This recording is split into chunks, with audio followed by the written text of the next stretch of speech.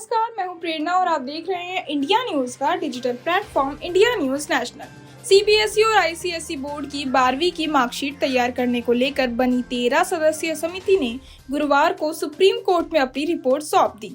CBSE ने बताया कि 10वीं, 11वीं और 12वीं के प्री बोर्ड के रिजल्ट को 12वीं के फाइनल रिजल्ट का आधार बनाया जाएगा और नतीजे 31 जुलाई तक घोषित कर दिए जाएंगे। सीबीएसई ने कहा कि 10वीं के 5 विषय में से 3 विषय के सबसे अच्छे मार्क को लिया जाएगा। इसी तरह 11वीं के 5 विषय का एवरेज लिया जाएगा और 12वीं के प्री बोर्ड एग्जाम और प्रैक्टिकल का नंबर लिया जाएगा। 10वीं के नंबर का 30%, 11वीं के नंबर का 30% और 12वीं के नंबर के 40% के आधार पर नतीजे आएंगे। सुप्रीम कोर्ट में सीबीएसई ने कहा कि परिणाम समिति ने परीक्षा की विश्वसनीयता के आधार पर वेटेज पर फैसला किया। स्कूलों की नीति प्री बोर्ड में ज्यादा अंक देने की है। ऐसे में सीबीएसई के हजारों स्कूलों में से प्रत्येक के लिए परिणाम समिति गठित होगी। स्कूल के 2 वरिष्ठतम शिक्षक और पड़ोसी स्कूल के शिक्षक मॉडरेशन कमेटी के रूप में कार्य करेंगे ताकि ये सुनिश्चित हो सके कि स्कूल ने अंकों को बढ़ा चढ़ाकर नहीं बताया है। ये कमेटी छात्रों के पिछले 3 वर्षों के प्रदर्शन को आंकेगी। केंद्र सरकार की ओर से सुप्रीम कोर्ट को बताया गया कि 31 जुलाई तक सीबीएसई 12वीं के रिजल्ट घोषित कर दिए जाएंगे। जो बच्चे परिणाम से संतुष्ट नहीं होंगे उन्हें दोबारा परीक्षा देने का मौका दिया जाएगा। इसके लिए गाइडलाइन बनाई जा रही है।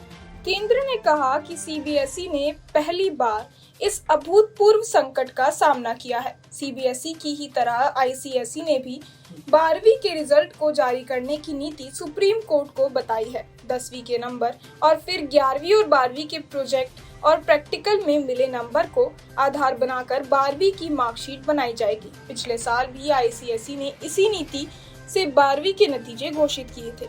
सुप्रीम कोर्ट में आईसीएसई ने कहा कि पिछले साल के नतीजे पर सिर्फ 10 छात्रों ने आपत्ति जताई थी, जिन्होंने बाद में इम्प्रूवमेंट पेपर दिया था। आईसीएसई ने कहा कि हम 30 जुलाई तक 12वीं के नतीजे घोषित कर देंगे। वहीं केंद्र सरकार ने कहा कि 14.5 लाख स्टूडेंट का रिजल्ट घोषित करना है, हम जल्दबाजी नहीं कर सकते हैं। सुप्रीम कोर्ट ने सीबीएसई और आईसीएसई की प्रस्तावित मूल्यांकन नीति को स्वीकार कर लिया है। अब दोनों बोर्ड अपनी अपनी नीति पर काम कर सकते हैं।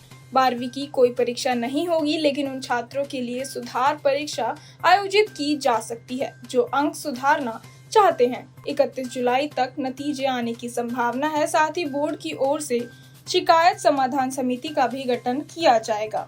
सुप्रीम कोर्ट अब राज्य बोर्ड परीक्षाओं के मुद्दे पर विचार कर रहा है। याचिकाकर्ता का कहना है कि 28 में से 24 राज्यों ने पहले ही बोर्ड परीक्षा रद्द कर दी है।